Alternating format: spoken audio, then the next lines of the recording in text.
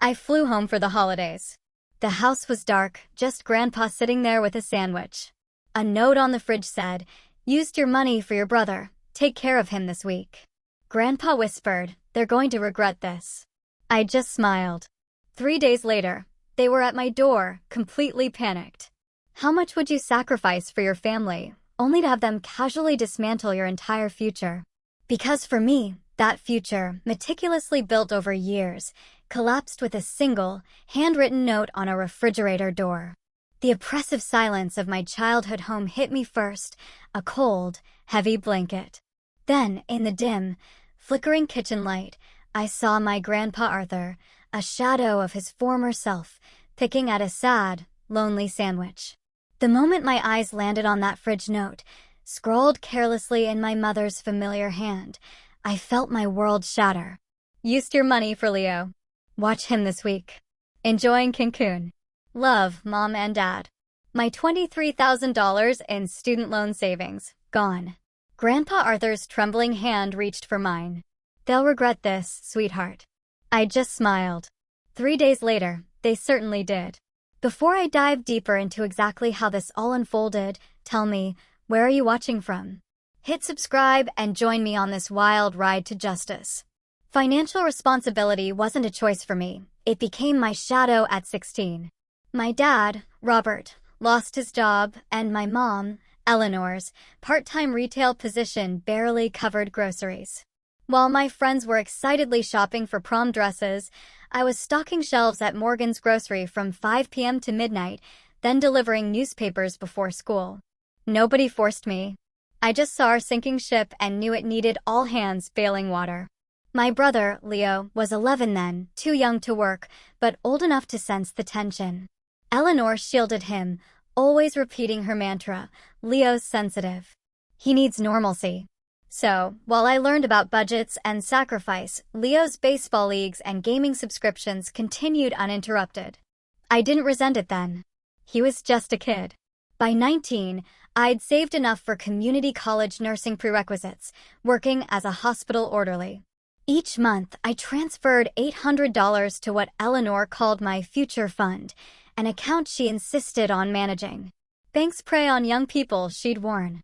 We'll keep it safe until you need it for something important. For years of these transfers accumulated into a significant $23,000, money specifically earmarked for paying down my nursing school loans after graduation. Grandpa Arthur was my lifeline through those years. Eleanor's father, a retired mechanical engineer with calloused hands and limitless patience, taught me how to change oil, fix leaky faucets, and, most importantly, how to stand my ground. Backbone before wishbone, Chloe Nut, he'd say, helping me with homework at his kitchen table. When my parents were busy, their code for Robert's poker nights and Eleanor's wine club, Grandpa's modest ranch house became my sanctuary. Leo's path, however, diverged drastically from mine. At 14, teachers called about missing assignments. At 16, marijuana was found in his backpack. By 18, he'd been to 3 different high schools, each transfer following disciplinary issues that my parents minimized as misunderstandings. Last Christmas, Leo didn't come downstairs until dinner was served, eyes bloodshot, mumbling responses. Eleanor, as always, filled his plate first. He's just finding himself, she'd explain. College isn't for everyone. Meanwhile, Grandpa Arthur's health deteriorated. His hands developed tremors. Early Parkinson's, the doctor said. My parents rarely visited him, despite living only 15 minutes away. When I mentioned helping him with house modifications during my brief visits home, Eleanor would just change the subject. Did I tell you Leo might try community college next fall? My career, thankfully, flourished despite everything. Pediatric nursing suited my organized mind and nurturing instincts. Children responded to my calm efficiency. Parents to my honest explanations. Last month, I was offered a leadership position at Portland Children's Hospital, a validation that nearly moved me to tears during the Zoom interview. 2 Christmases ago, I'd found Grandpa Arthur alone on December 25th, making a turkey sandwich. Mom said you were invited for dinner, I'd said, confused, after driving straight from the airport to his house. They called this morning, he'd shrugged, but I caught the hurt behind his casual tone. Leo wasn't feeling well, so they postponed. We drove to my parents' house unannounced, finding the family, including a perfectly healthy Leo, watching a Christmas movie. Eleanor seemed annoyed by our arrival, muttering about not enough ham, while Robert awkwardly cleared space on the couch. That night, as Grandpa and I sat on his porch swing despite the December chill, he squeezed my hand. "Someday we'll stand up for ourselves, Chloe Nutt, when it matters most." I nodded, but wondered what that moment would look like. Now, standing in my childhood kitchen, reading that callous note while Grandpa struggled to eat a dry sandwich with trembling hands, I understood completely. The moment had arrived. The note crumpled in my fist as reality crashed through my carefully constructed composure. For years of double shifts, skipped vacations, and ramen dinners, vaporized for Leo's latest crisis. My knees buckled and I sank against the refrigerator, sliding down until I hit the linoleum floor. "They've gone too far," I whispered, tears blurring the kitchen lights. That money was for my student loans. I trusted them. Grandpa Arthur lowered himself painfully beside me, his arthritic knee popping in protest. His embrace felt frilier than I remembered, his once sturdy frame diminished. Still, his voice carried the same quiet strength. "Been eating sandwiches since Tuesday," he confessed. "Can't manage the stove anymore. Hands shake too much when I try to lift the pans." He flexed his fingers demonstratively. The tremor was more pronounced than during my last visit. Didn't want to bother anyone. Wiping my eyes, I surveyed the kitchen through new, critical lenses. Unwashed dishes filled the sink. Mail cascaded across the counter, including several envelopes stamped "Final Notice." The refrigerator contained only condiments, processed cheese slices, and a nearly empty bread bag. No fresh food, no prepared meals for an elderly man with deteriorating motor skills. "Where's Leo?" I asked, suddenly remembering my supposed responsibility. Grandpa's expression tightened. "Haven't seen him since yesterday morning. Came by to borrow $20 and my car. Said he'd be back in a few hours." He checked his watch meaningfully. That was 30 hours ago. My attempt to call my parents produced the artificial cheerfulness of Verizon's voicemail system. Neither answered their phones, and their outgoing message provided no emergency contact. Just, "We're making memories in Cancun. Leave a message."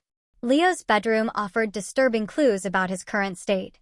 Alongside an expensive new gaming system and designer clothes with tags still attached, I found prescription bottles with labels torn off, razor blades on his nightstand, and a small digital scale. The basement reeked of marijuana, empty beer cans scattered around the couch where he presumably spent his time. The doorbell interrupted my inventory of neglect.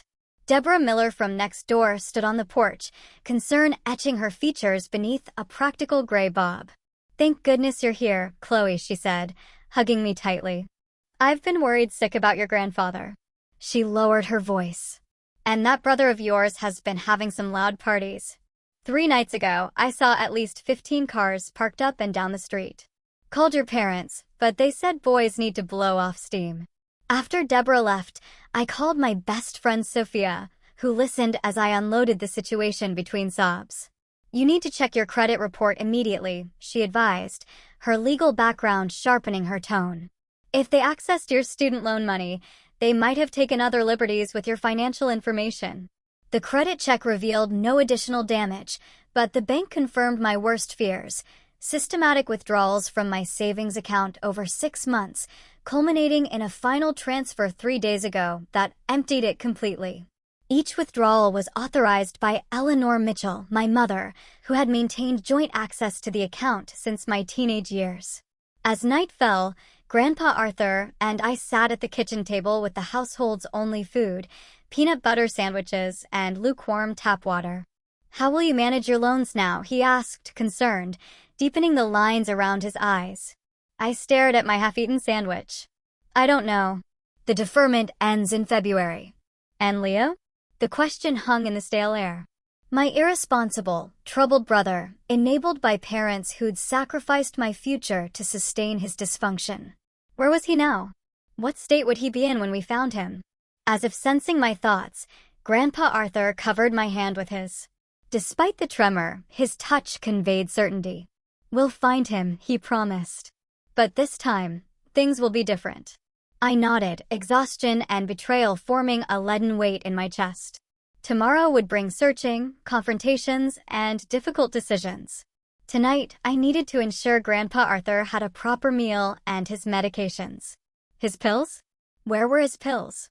A frantic search revealed no prescription bottles, no medication organizer, just another failure of care in a house full of them.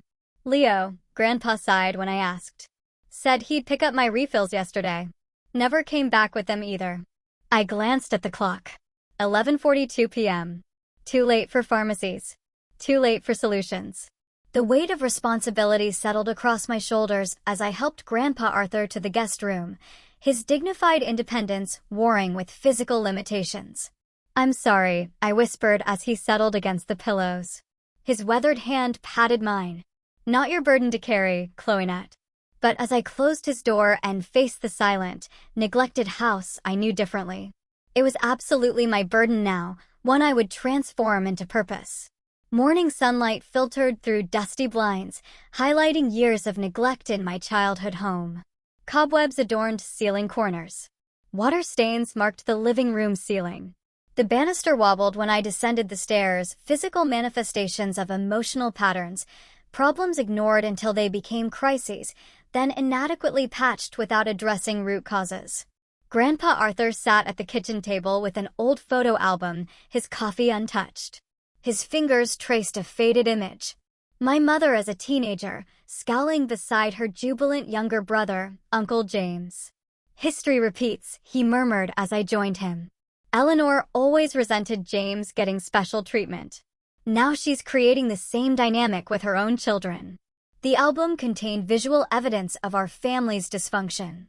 My 5th birthday, Leo, barely a toddler, unwrapping my presents while I watched from the background.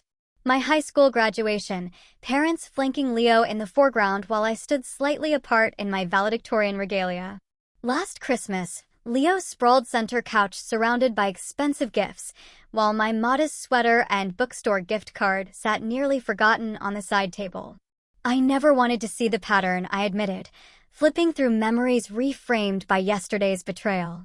I told myself they were protecting him because he struggled more than I did. Grandpa Arthur closed the album gently. Protection becomes prison when it prevents growth. Leo never developed resilience because they shielded him from consequences. My phone chimed with a bank notification, scheduled student loan payment due in 30 days. The $23,000 that should have covered nearly half my debt now funded my parents' tropical vacation and whatever expensive distractions they'd purchased for Leo. My financial safety net had vaporized. "I should have transferred that money years ago," I said. The familiar weight of self-recrimination settling on my shoulders. "Hindsight's worthless without action," Grandpa countered. "What matters is what you do now." A methodical search of the house revealed the extent of my parents' enabling. Leo's closet contained clothes worth thousands, designer brands with tags still attached. His room featured the latest gaming system, high-end headphones, and a new laptop. Meanwhile, Grandpa Arthur's medications sat unfilled at the pharmacy, and final notices threatened utilities disconnection. The landline rang sharply, startling us both. Mrs. Patel, the counselor from Leo's former high school, introduced herself with practiced professionalism. "I'm calling because Leo missed his weekly check-in again. It's a condition of his diploma equivalency program." Her voice conveyed concern beneath official protocol. "This is his 3rd absence this month." After assuring her I'd address the situation, I turned to find Grandpa Arthur staring at a bank statement. "They took my money, too," he said quietly, pushing the paper toward me. "Last year, when they remodeled the kitchen, said it was a loan." The statement showed a $30,000 withdrawal, nearly half his retirement savings.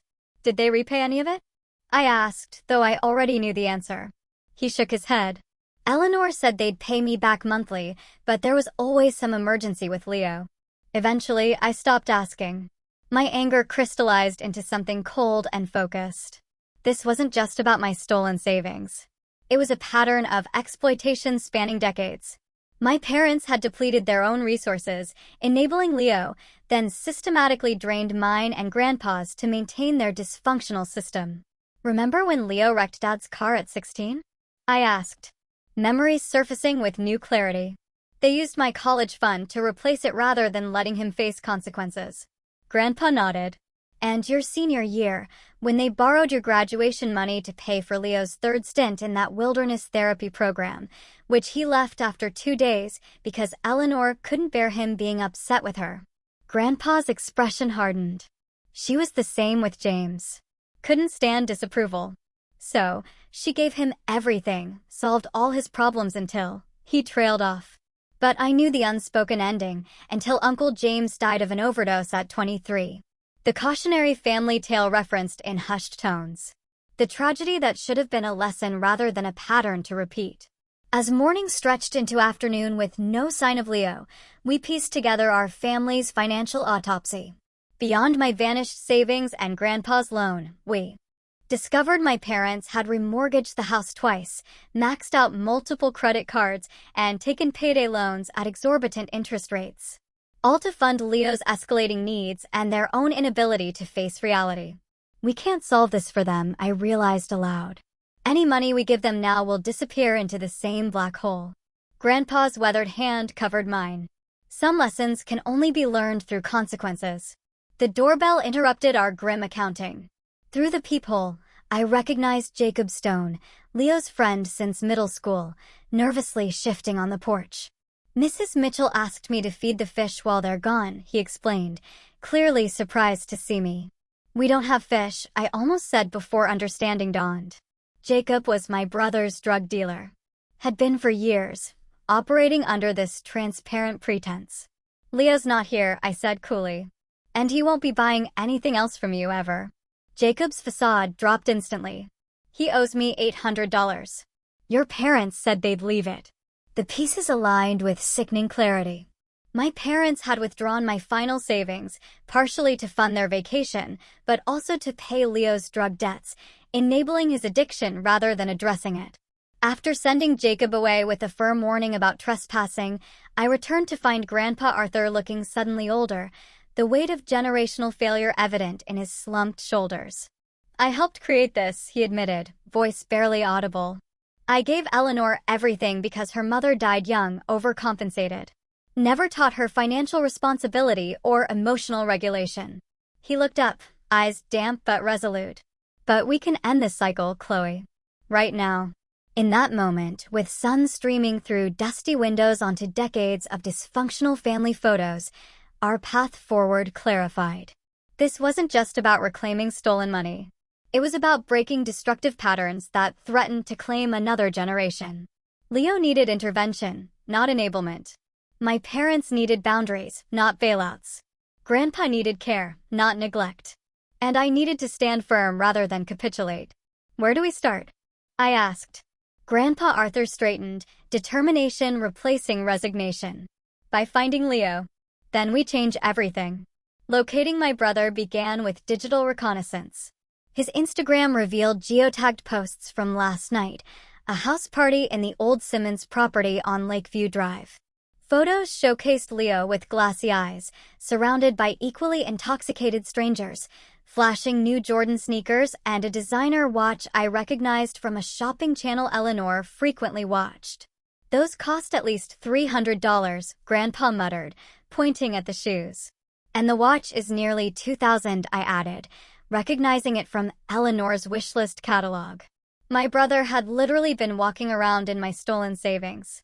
We compiled a list of Leo's usual haunts: the skate park behind the community center, Riverside Mall's food court, the abandoned train depot where local kids smoked and drank. After a quick breakfast for Grandpa Arthur and a stop at the pharmacy for his overdue medications, our search began. The skate park yielded nothing but discarded energy drink cans and teenagers who scattered when my car approached. The mall security guard recognized Leo's photo, but hadn't seen him in days. 3 coffee shops and 2 record stores later, we found Daniel Hayes, Leo's childhood friend, who'd managed to maintain some semblance of direction despite their association. He's been staying at Ethan Reed's place, Daniel revealed reluctantly, glancing around as though concerned about being overheard. His parents are in Europe for a month. It's basically been nonstop partying there. Ethan Reed lived in Oak Ridge Estates, the affluent neighborhood across town where sprawling homes sat on manicured acres. His parents, successful real estate developers, traveled frequently, leaving their son with minimal supervision and maximum resources. The Reed house looked deceptively serene, pristine white colonial, impeccable landscaping, luxury vehicles in the circular driveway. Only the overflowing recycling bin stuffed with liquor bottles and beer cans hinted at the activities inside. When no one answered the bell, I tried the door. Unlocked. The interior presented a stark contrast to the orderly facade, furniture askew, food containers scattered across surfaces, air thick with marijuana smoke and stale alcohol. In the sunken living room, 3 unconscious figures sprawled across leather couches, oblivious to our entrance. Leo wasn't among them. We found my brother upstairs in a guest bathroom, hunched over the toilet. Ethan sat nearby on the edge of the bathtub, looking only marginally more coherent. Chloe? Leo squinted up at me, face pale and sweaty, eyes struggling to focus. What are you doing here? Taking you home, I answered, surveying the prescription bottles lined up on the counter. Oxycodone, Xanax, Adderall, none prescribed to Leo. Ethan stood unsteadily. He's fine. Just had a rough night. He's coming with me, I said. My nurse's assessment noted Leo's dilated pupils, shallow breathing, and disorientation. No. My brother protested weakly as Grandpa, and I guided him downstairs, but he lacked the coordination to resist effectively. The drive home passed in tense silence, punctuated only by Leo's occasional groans from the back seat.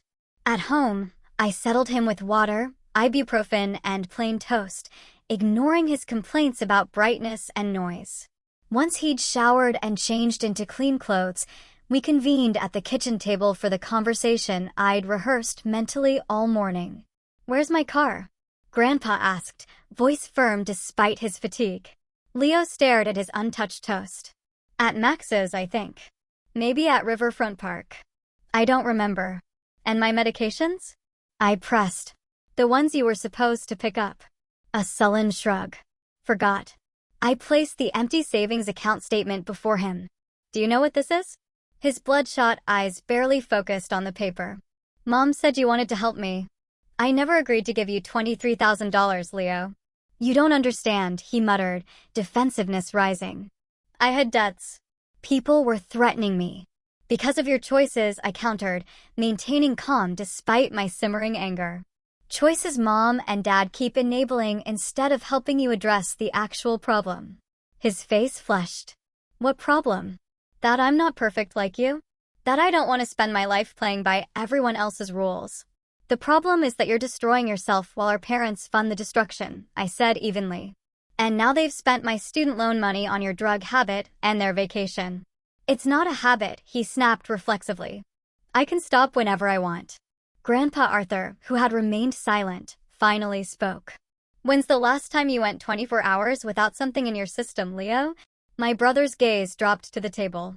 His silence provided the answer. You're killing yourself, Grandpa continued gently, just like James did. Leo flinched at the mention of our uncle, the family cautionary tale. I'm nothing like him.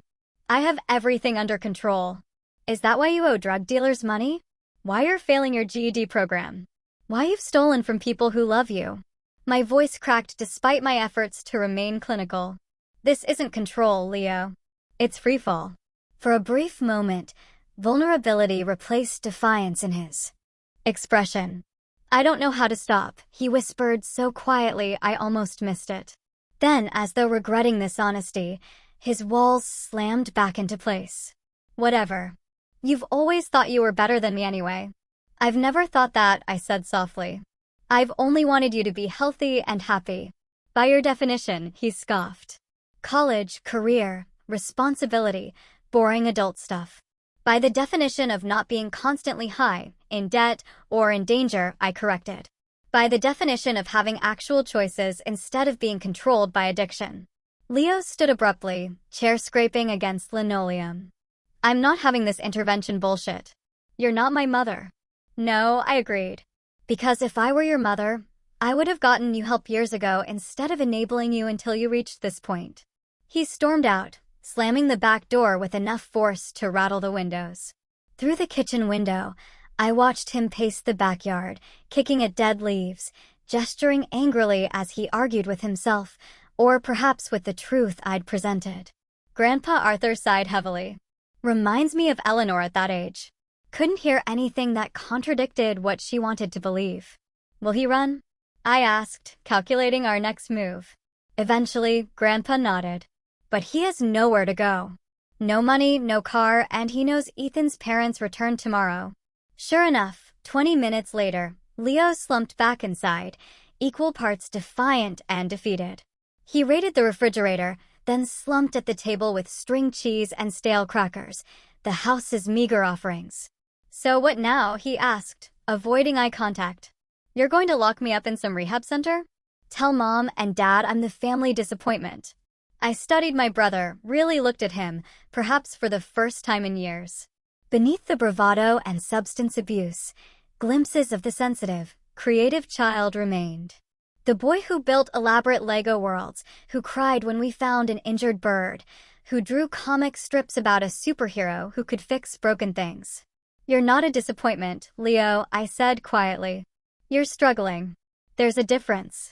He picked at the crackers, walls temporarily lowered by hunger and the after effects of whatever substances still lingered in his system. It wasn't supposed to be your money, he admitted finally. Mom said they'd pay you back before you even noticed it was gone. The familiar justification pattern, temporary solutions, perpetual problems, always borrowing from tomorrow to fund today's dysfunction. And the other times? I asked. My graduation money, college fund, Christmas bonuses? His gaze remained fixed on the table. They always said it was just temporary. That once Dad's business took off, or Mom's promotion came through, or their investment matured, he trailed off, perhaps hearing the hollow excuses for the first time himself. Leo, Grandpa Arthur interjected gently. Do you want to keep living like this? My brother's facade cracked. For just a moment, beneath the defensive anger and practiced indifference, naked fear surfaced. I don't know how to live any other way, he whispered. That vulnerable confession, so honest it seemed wrenched from somewhere Leo rarely accessed, created the first genuine connection between us in years.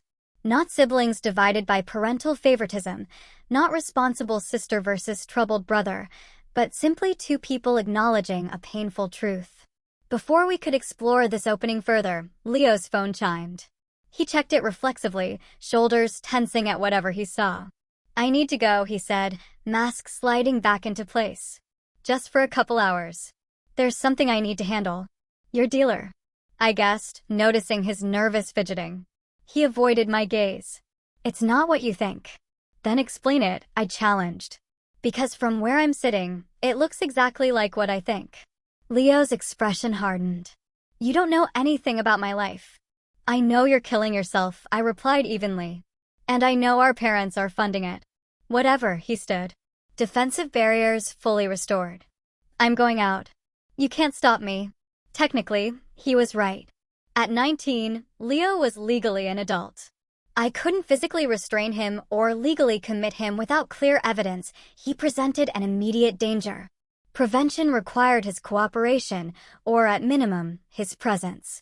Actually, Grandpa Arthur interjected, voice firm despite his frailty. You're not going anywhere until you return my car and house keys.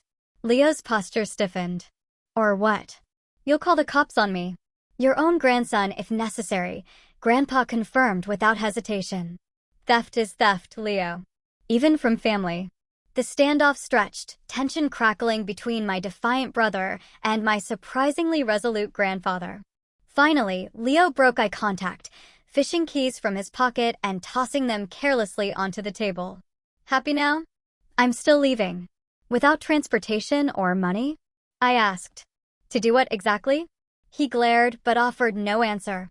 Stay, I said, softening my approach. Have dinner with us. Sleep in a real bed. Tomorrow, we'll figure out next steps together. The mention of food, perhaps the reminder of basic comforts, seemed to deflate his immediate resistance. Leo hadn't eaten properly in days based on his gaunt appearance.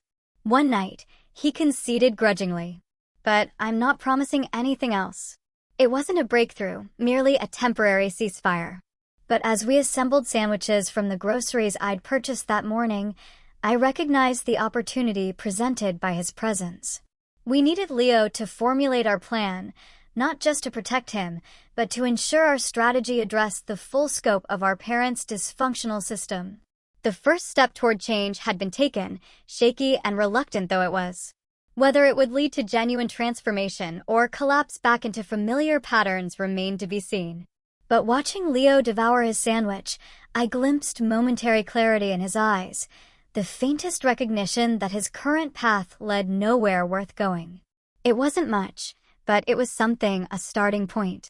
After Leo fell into exhausted sleep, his body finally surrendering to days of abuse and neglect, Grandpa Arthur and I convened in the kitchen. Midnight approached as we spread documents across the table, bank statements, property records, medical reports, and hastily scribbled notes. We need legal advice, I said, reviewing the systematic draining of my savings. This goes beyond family disagreement into financial abuse. Grandpa nodded grimly. The house is still in my name. Never transferred it after your grandmother died, though Eleanor's been pressuring me for years. This revelation sparked a potential strategy. My hand hovered over my phone, calculating time zones. I'm calling Sophia. Sophia Goldstein, my college roommate turned corporate attorney, answered despite the late hour. Her analytical mind quickly grasped the situation.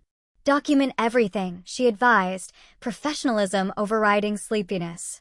Bank records, text messages, emails, anything proving they took your money without proper authorization. Same for your grandfather's finances. Her voice sharpened. And Chloe, get power of attorney for your grandfather immediately. If your parents realize you're pushing back, they might try to claim he's incompetent. After hanging up, I created a shared digital folder, scanning every relevant document with my phone. We photographed the empty refrigerator, the stack of unpaid bills, and Grandpa's unfilled prescriptions, evidence of neglect alongside financial exploitation.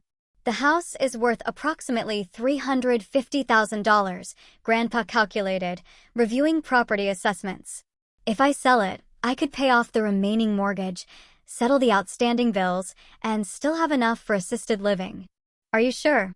I asked, knowing how much independence meant to him. His weathered hands trembled slightly as he arranged papers with methodical precision. This house has become a prison, Chloe. I can't maintain it with my condition, and your parents use it as collateral for their poor decisions. Determination firmed his voice. It's time. We researched assisted living facilities near my Portland apartment, identifying 3 with immediate availability and quality ratings. The prospect of having Grandpa Arthur nearby, rather than subjected to my parents' sporadic attention, lightened something in my chest. What about Leo? I asked. The most complex piece of our puzzle. He needs rehabilitation, Grandpa stated flatly. Not another chance or excuse. While true, execution remained problematic. At 19, Leo couldn't be forced into treatment without court intervention. Any plan required either his cooperation or deterioration significant enough to justify involuntary commitment. I know a place, I said, pulling up the website for Riverstone Recovery Center, evidence-based treatment, dual diagnosis, support for addiction and mental health issues. I scrolled through testimonials. It's not punishment, it's actual help. Which your parents will never support, Grandpa noted. But my insurance would cover 60% as his immediate family member, I countered. The rest could come from selling this house.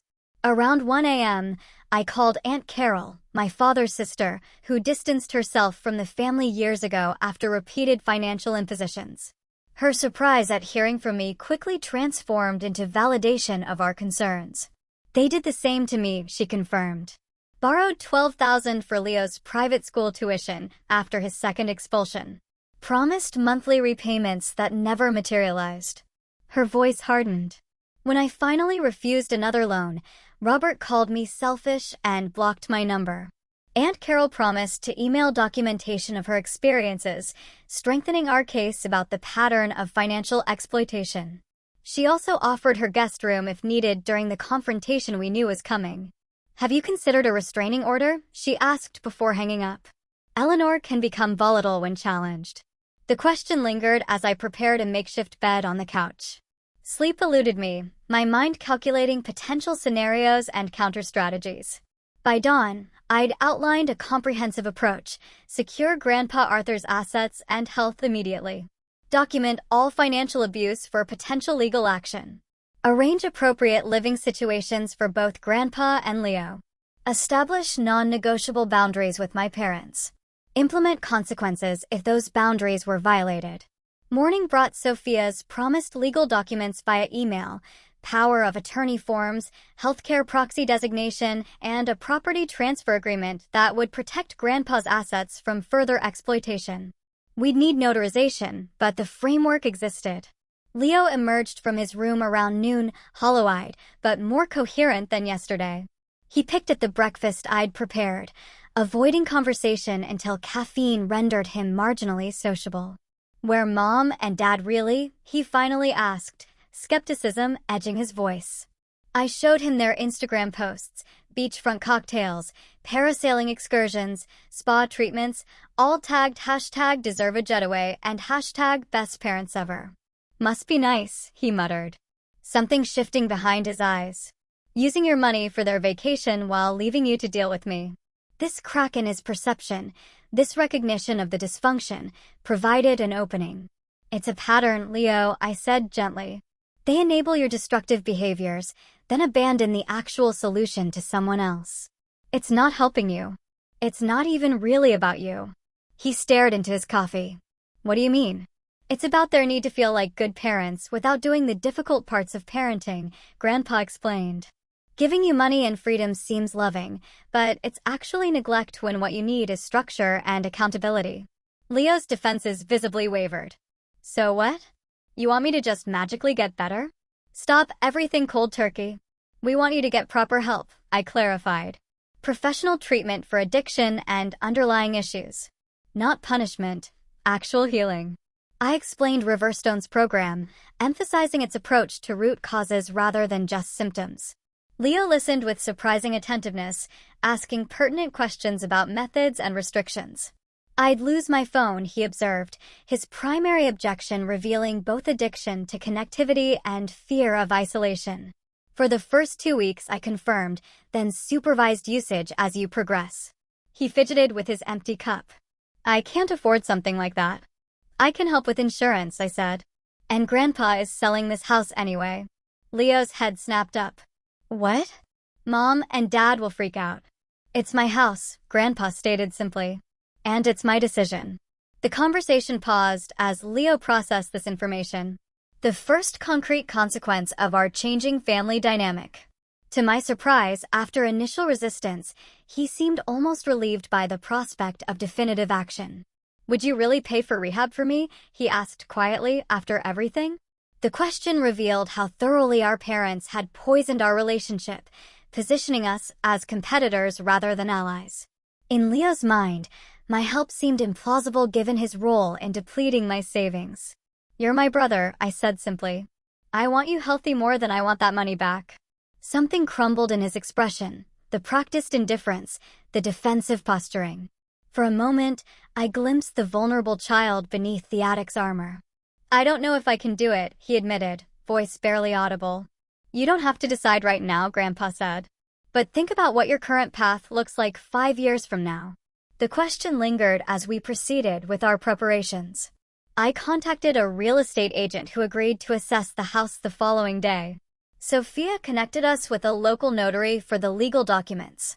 Leo alternated between engagement in these discussions and anxious pacing, checking his silent phone and gazing longingly toward the door. By evening, our strategy had solidified. We would secure Grandpa's legal and medical autonomy first, then proceed with the house sale. Leo would have the option of treatment or independent living without financial support. My parents would be presented with these changes as decisions already implemented rather than points for negotiation.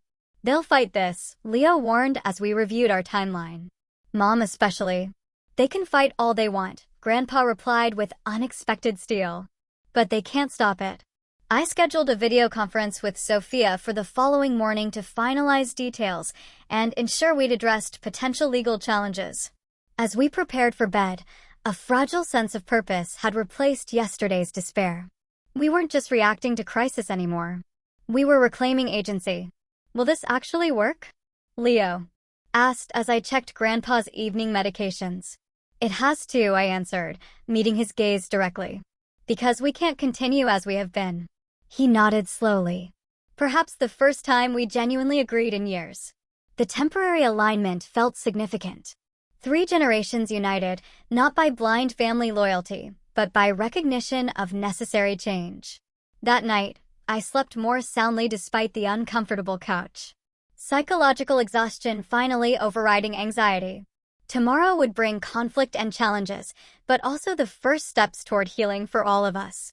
The crash of breaking glass shattered pre-dawn silence. I bolted upright, momentarily disoriented on the unfamiliar couch before processing the sound's implications. Rushing upstairs, I found Leo's bedroom empty, window open. The bedside lamp lay smashed on the floor, presumably knocked over during his hasty exit. Grandpa Arthur appeared in the hallway, alarmed by the commotion. He's gone. A quick survey confirmed our fears. Leo had disappeared along with Grandpa's car keys, the spare set from the kitchen drawer, his medication bottles, and approximately $80 from my purse. Call the police, Grandpa urged. But I hesitated. If they arrest him for theft, it could complicate everything, I reasoned. Nurse's instincts calculating scenarios. Let me try locating him first. I called Leo repeatedly straight to voicemail. Texts went undelivered, suggesting his phone was off or dead. With growing dread, I contacted Daniel, Ethan, and 3 other friends, none of whom had seen him since yesterday. By 8 a.m., my worry overcame legal concerns. I reported Grandpa's car stolen, but specified the driver as a family member in potential medical distress rather than a criminal. The officer documented the silver Toyota's information without promising immediate action for what she clearly viewed as a family dispute. Call hospitals, Grandpa suggested, giving voice to my unspoken fear. 3 calls yielded nothing, but the 4th, St. Luke's Regional Medical Center, confirmed a John Doe matching Leo's description had been brought to their emergency department.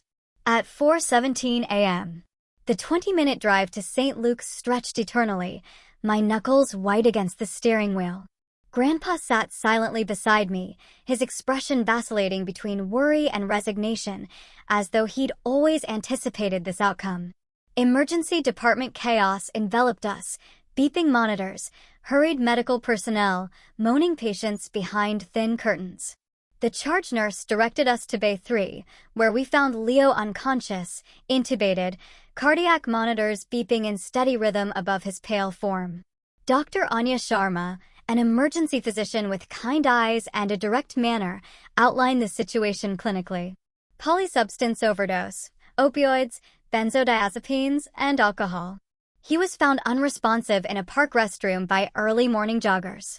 Paramedics administered Narcan, which temporarily improved his breathing, but he required intubation upon arrival. My clinical knowledge provided understanding my emotions couldn't process. Leo had taken Grandpa's medications, heart medication, anti-anxiety pills, and pain relievers prescribed for his Parkinson's symptoms, alongside whatever substances he'd already been using. Prognosis? I managed, nurse mode engaging as protective armor. Cautiously optimistic, Dr. Sharma replied. His liver function is concerning, but he's young and otherwise healthy. We're transferring him to ICU shortly for continued monitoring and ventilator support. After providing insurance information and confirming my status as next of kin, I settled Grandpa Arthur in the vinyl waiting room chair, his complexion alarmingly gray beneath fluorescent lights. This isn't your fault, I assured him, noting his trembling had intensified. Did you take your morning medications? He shook his head. Leo took them all. Another crisis atop existing ones. I located the hospital pharmacy, explained our situation to the sympathetic pharmacist, and obtained emergency replacements for Grandpa's essential medications. The delay meant his Parkinson's symptoms would worsen temporarily, but preventing cardiac complications took precedence. While waiting for Leo's transfer to ICU, I attempted calling my parents again. Their phones remained off, voicemails full. My final message conveyed unmistakable urgency. Leo is in intensive care at St. Luke's following an overdose. He may not survive. Call immediately. Hours crawled by without response. Grandpa dozed fitfully in the uncomfortable chair while I maintained vigil beside Leo's bed, watching mechanical breaths inflate his chest in rhythmic intervention between life and death. By afternoon, my body demanded sustenance despite emotional numbness. In the cafeteria, purchasing tasteless sandwiches and watery coffee, my phone finally rang. Chloe. Mom's voice carried the slightly slurred quality of day drinking. Resort noise pulsed in the background. What's this dramatic message about Leo? I explained the situation with brutal clarity, detailing his critical condition and the stolen medications. We'll catch the next flight, she said, seemingly sobered by reality. Should be home by tomorrow evening. Tomorrow evening? I repeated incredulously. Your son might not survive until tomorrow evening. There aren't any immediate flights, she defended. We're doing our best. Like you did when you stole my savings? My voice rose despite the public setting. When you left Grandpa without food or medication. When you enabled Leo's addiction instead of getting him help. Years of suppressed confrontation finally breaking through. We'll discuss that when we get home, she deflected. Just take care of Leo until then. Like I've been doing his entire life, I responded bitterly. While you and Dad pretend problems will solve themselves. She hung up without responding, leaving me shaking with rage and helplessness. My sandwich remained untouched. As I returned to the ICU, Sarah Wells, the hospital social worker, waited outside Leo's room. Miss Mitchell, I'd like to discuss your brother's situation. Sarah's gentle professionalism broke through my fragile composure. In her small office, surrounded by resource pamphlets and inspirational posters, I finally surrendered to tears for Leo, for Grandpa, for my stolen savings. For the family that existed only in imagination. This pattern has continued for years, I explained between sobs. My parents enable his addiction, clean up superficial messes without addressing root causes, then disappear when actual work is required. Sarah documented everything, Leo's history, my parents' enabling behaviors, Grandpa Arthur's neglect, and the financial exploitation. Her expression remained neutral, but her rapid note-taking suggested recognition of reportable issues. Connecticut has strong laws against elder financial exploitation, she noted. And your brother clearly needs supervised medical detox followed by inpatient treatment. Which my parents will resist, I predicted. They'll claim he just made a mistake. Needs family support, not strangers intervening. Their permission isn't necessary, Sarah clarified. Leo's condition meets criteria for involuntary treatment under imminent danger provisions, and I'm required to report suspected elder abuse. This procedural lifeline, external systems engaging where family boundaries failed, provided temporary relief. Professional intervention might accomplish what years of conversation couldn't, disrupting destructive patterns and establishing consequences. By evening, Leo's condition stabilized sufficiently for ventilator removal. He remained unconscious, but breathing independently, medical crisis evolving into recovery phase. Grandpa Arthur, however, deteriorated noticeably. Missing multiple medication doses combined with stress and inadequate nutrition manifested in increased tremors and cognitive confusion. The hospital admitted him for observation despite limited beds, recognizing the compounding medical and social emergencies. I alternated between their rooms, advocate and caretaker for both, running on vending machine snacks and determination. Near midnight, my father finally called. This is excessive drama, Chloe, he began without greeting. Leo's had problems before, and he's pulling through just fine without hospitals and social workers. He's never overdosed on multiple substances before, I countered. And pulling through isn't the same as getting better. Your mother's upset about your accusations, he continued, ignoring my point. We've always done our best for both of you. By stealing my savings? By leaving Grandpa without food or medication? By enabling Leo instead of helping him? We borrowed your savings, he corrected defensively. We'll pay it back once this vacation is paid off. The absurdity, prioritizing their vacation repayment over returning stolen money, crystallized everything wrong with their perspective. Dad, listen carefully, I said, voice deadly calm. Leo nearly died today. Grandpa's been admitted for medical complications resulting from neglect. I've involved hospital social services who are reporting suspected elder abuse. Things are changing with or without your cooperation. His sputtering objections dissolved into background noise as I outlined new boundaries. Leo would enter treatment directly from hospital discharge. Grandpa would transition to assisted living near my apartment. Their access to financial information would be permanently revoked. You can't make these decisions, he protested. I already have, I replied, ending the call as he escalated to threats. Hours later, Leo finally regained consciousness, disoriented and distressed by unfamiliar surroundings. I explained his situation with compassionate directness, watching comprehension and shame wash across his features. Am I in trouble? He whispered hoarsely, voice damaged from intubation. With the law? No. With your health and future? Absolutely. I held his gaze steadily. This isn't sustainable, Leo. You nearly died. His cracked lips trembled. I didn't mean to. I just wanted to stop feeling for a while.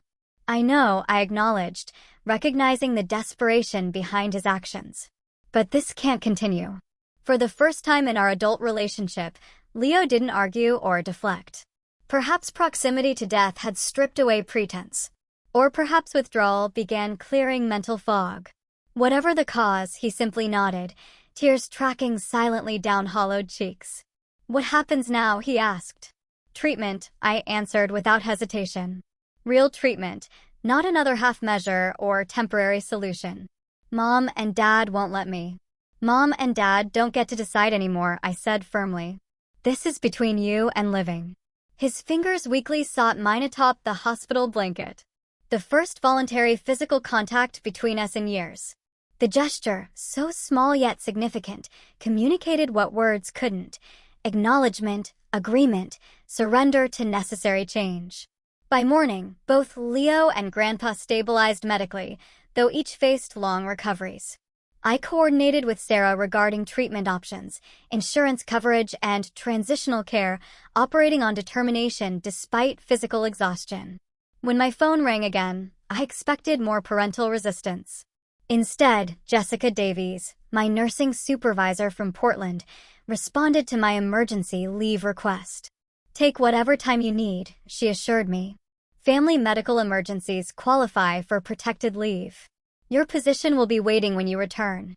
This professional grace, such a stark contrast to my parents' abdication of responsibility, triggered unexpected tears. Thank you, I managed. Things are complicated here. Family crises usually are, Jessica replied with knowing kindness. Remember your own oxygen mask, Chloe. You can't help them if you collapse. Her reminder punctured my adrenaline-fueled functionality. I'd been operating continuously for nearly 48 hours, managing multiple medical crises while processing emotional and financial trauma. My body screamed for rest, even as my mind calculated next steps. In Leo's room, I found him awake, watching morning sunlight filter through Venetian blinds. His expression carried something I hadn't seen in years: clarity. I remember now, he said quietly as I checked his 4 lines. Taking Grandpa's pills, driving to Riverside Park, thinking it would just make everything stop hurting for a while. His voice cracked. I didn't mean to die. But you nearly did, I replied gently. And that's why things have to change. He nodded, unexpected tears spilling. I'm scared, Chloe. The childhood nickname, and used since he entered rebellious adolescence, cracked something in my professional veneer. Beside his bed, still in yesterday's rumpled clothes, I finally surrendered to my own exhaustion and fear. Me too, I admitted. But we'll figure it out together. In that sterile hospital room, surrounded by medical equipment and uncertainty, The first fragile foundation of a new relationship formed between us. Not the enabling codependence our parents had modeled, but something potentially healthier. Two adults acknowledging fear while committing to necessary change. Whatever came next, whatever storm awaited when our parents finally arrived, this moment of genuine connection provided something to build upon. Not fixing or enabling, but witnessing and supporting. The distinction made all the difference. The distinctive click of designer heels against hospital linoleum announced my mother's arrival before she appeared. Eleanor Mitchell swept into the ICU waiting area in resort wear, flowered sundress, straw hat, tan shoulders, incongruously festive amid medical crisis. My father, Robert, followed, perpetually in her wake, his golf polo and khaki shorts similarly out of place. "Where is he?" she demanded without greeting, as though Leo's location constituted my first failure. "Room 427, I answered calmly. "The doctor's with him now." "And you let this happen?" she accused, gesturing vaguely. "Left in charge for 3 days, and he ends up hospitalized?" The injustice of her framing, her abdication recast as my negligence, ignited carefully banked anger. Before I could respond, Grandpa Arthur emerged from the elevator, using a hospital-issued walker. His discharge paperwork clutched in trembling hands. "Eleanor," he acknowledged his daughter flatly.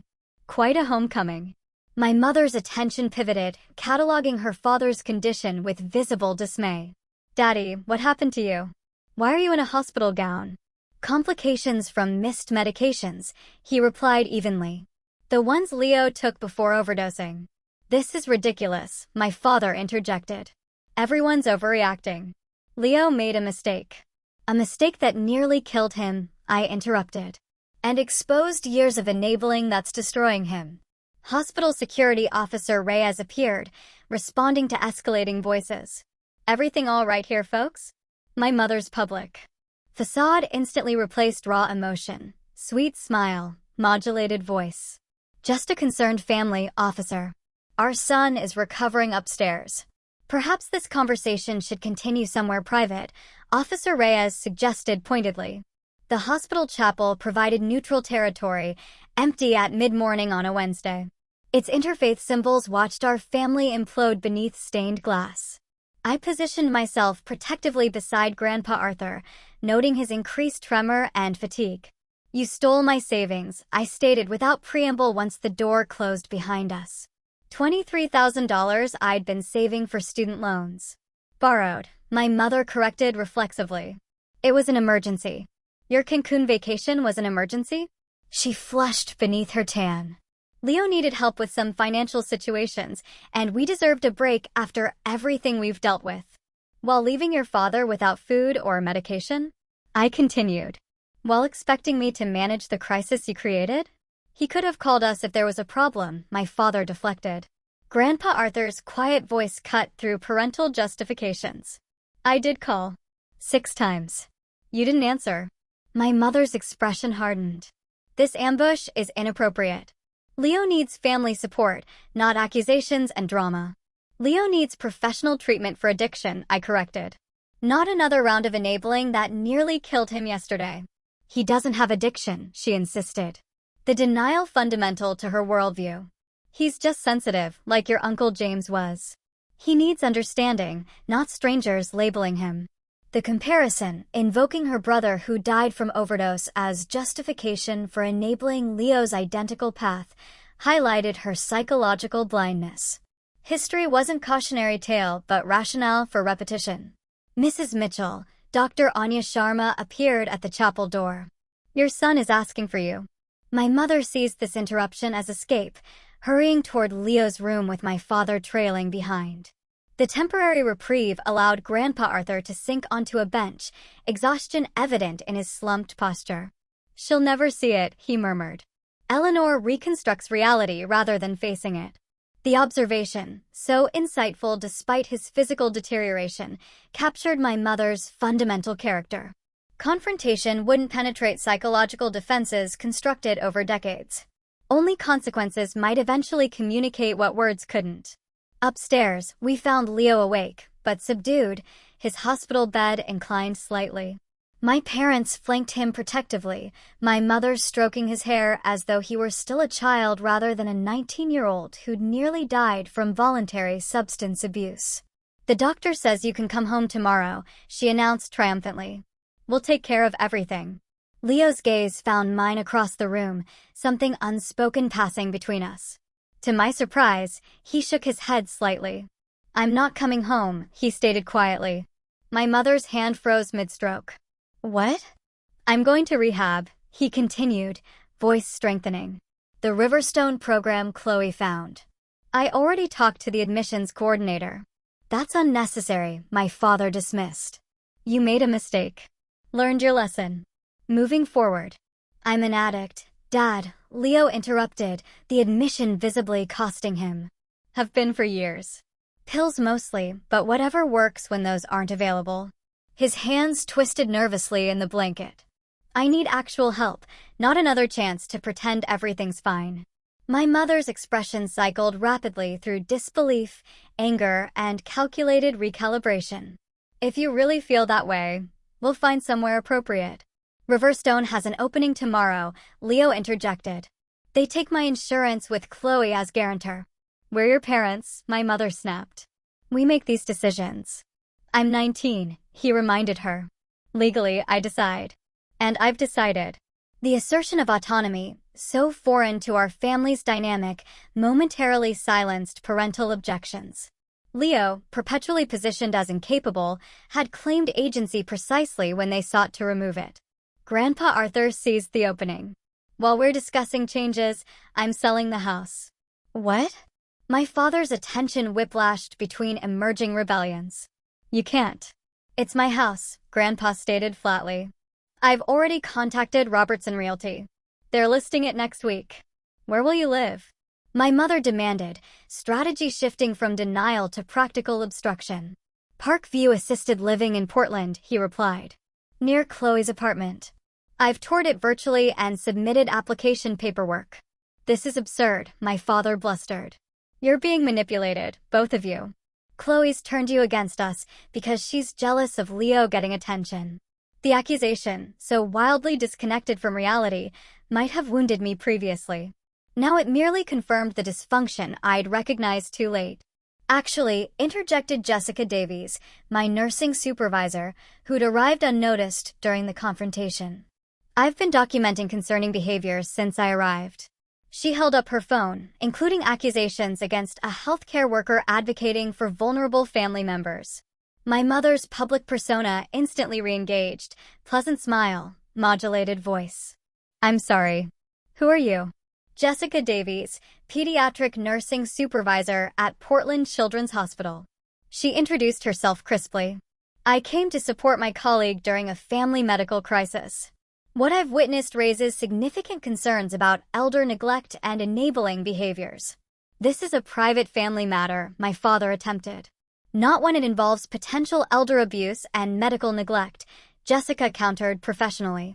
As mandatory reporters, healthcare workers are required to document and report such concerns to appropriate authorities. The introduction of external consequences, professional observation beyond family manipulation, visibly destabilized my parents' unified front. My mother's practice charm faltered. My father's blustering authority deflated. Leo seized this momentary advantage. "I'm going to Riverstone tomorrow," he stated firmly. "And I'm selling the house," Grandpa Arthur reaffirmed. "The decisions are made." My mother's composure cracked entirely. Decades of carefully constructed control disintegrating. "You can't do this. You're manipulating the situation while we were away. Leo needs us, not some facility with strangers." "Daddy, you can't possibly manage your own affairs anymore." "Actually," I interjected calmly. "That's why he's granted me power of attorney and healthcare proxy." I removed the notarized documents from my bag.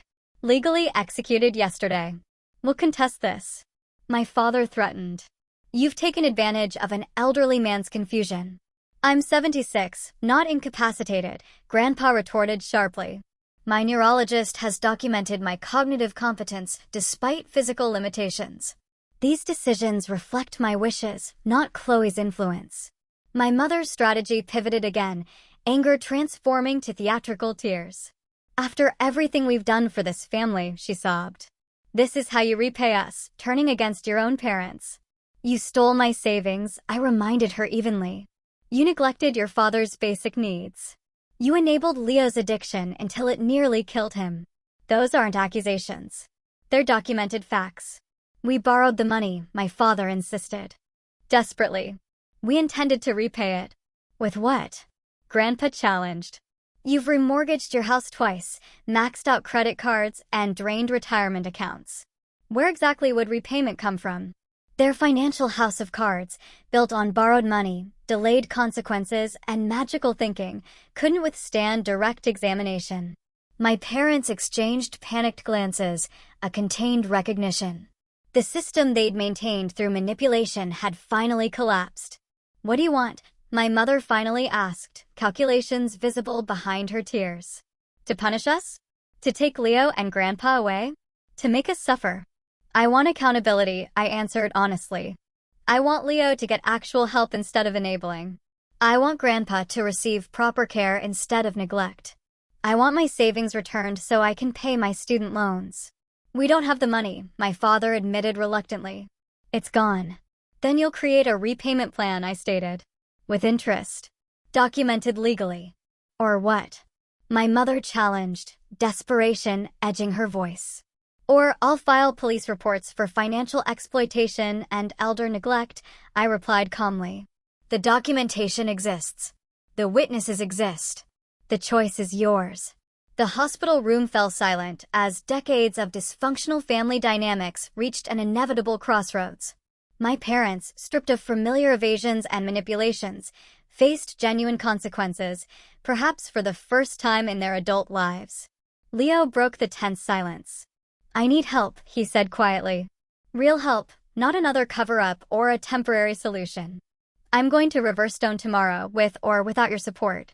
His assertion, the first healthy boundary he'd established in years, visibly impacted my mother. Something shifted in her expression, calculation giving way to momentary clarity. You nearly died, she whispered. Perhaps truly seeing her son's condition for the first time. Yes, he acknowledged simply. And I will die if nothing changes. In that unguarded moment, maternal protectiveness finally aligned with reality rather than denial. My mother's carefully constructed narrative, perfect family temporarily inconvenienced by minor challenges, couldn't survive confrontation with her son's near-death experience. What do we do? She asked, the question directed not at me, but at Leo. Perhaps the first time she genuinely sought his perspective rather than imposing her interpretation. Let me get help, he answered. Real help. And start fixing what's broken, including with Chloe and Grandpa. My father, sensing shifting alliances, attempted reassertion.